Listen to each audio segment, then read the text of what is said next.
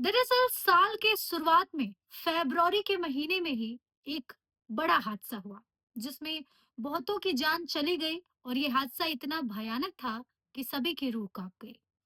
हम बात कर रहे हैं महाकुंभ 2025 की। जैसा कि आप सब जानते हैं, मकर संक्रांति से इस साल महाकुंभ का आयोजन हुआ। महाकुंभ में देश भर से, दुनिया भर से कई लोग आए थे। जितनी जगह थी उससे कहीं ज्यादा लोग वहां पर आ गए। करोड़ों की संख्या में लोग आए थे, सिर्फ देश के ही नहीं बल्कि दुनिया भर से। ऐसे में शुरुआत में तो सुरक्षा व्यवस्था काबिले तारीफ थी, लेकिन बीच में भगदड़ का सिलसिला हो गया। और यही भगदड़ एक हादसे के रूप में बदल गया जिसमें कई लोगों की जान चली गई। वैसे तो रिपोर्ट्स के आधार पर बताया गया कि इस भगदड़ में 30 लोगों ने अपनी जान गंवाई है, लेकिन ग्राउंड रिपोर्ट कुछ और ही कहती है। वहां के लोग कुछ और ही बताते हैं। दरअसल संगम स्नान के लिए जो लोग वहां पर गए हुए थे, उस वक्त इतनी ज्यादा वहां भीड़ थी कि सभी का एक साथ संगम में स्नान करना संभव नहीं था। जो लोग स्नान कर रहे थे, वो लोग दूसरे रास्ते वापस जा रहे थे। जो लोग आ रहे थे स्नान करने, वो लोग दूसरे रास्ते से आ रहे थे। लेकिन उस वक्त वहां पर संगम के किनारे भी बहुत लोग इंतजार में थे कि उनका नंबर कब आएगा ताकि वो संगम में सुबह में स्नान कर पाए।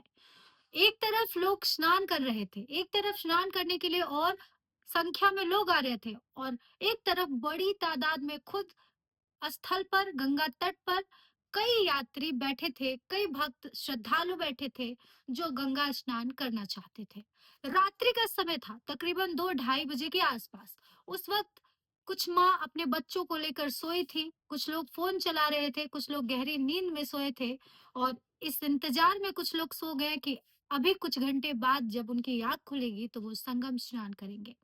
लेकिन ऐसे में उन्हें क्या पता था कि भगदड़ मच जाएगा और वो कुचले जाएंगे। दरअसल रात के वक्त जो श्रद्धालु जा रहे थे और जो आ रहे थे, थोड़ी सी चूक होने की वजह से बैरिगेटर टूट गया और वो लोग फिर एक ही रास्ते पे आने जाने लगे। और वहां का मंजर कुछ ऐसा हो गया कि वहां पर अफड़ा तफड़ी का माहौल हो गया, भगदड़ की स्थिति हो गई। और जो लोग सोए थे वो कुचले गए, क्योंकि अपनी अपनी जान बचाने के लिए लोग एक तरफा भाग रहे थे। ऐसे में जो नीचे सोया था वो उनके पैरों तले रौंद दिया गया। बच्चे, बूढ़े, कई लोग, कई महिलाओं के कपड़े, साड़ियां तक इधर उधर भीड़ की वजह से, कुचले जाने की वजह से बिखरी पड़ी थी। कई लोगों के तन पे वस्त्र नहीं थे, कई लोगों के सामान बिखरे पड़े थे।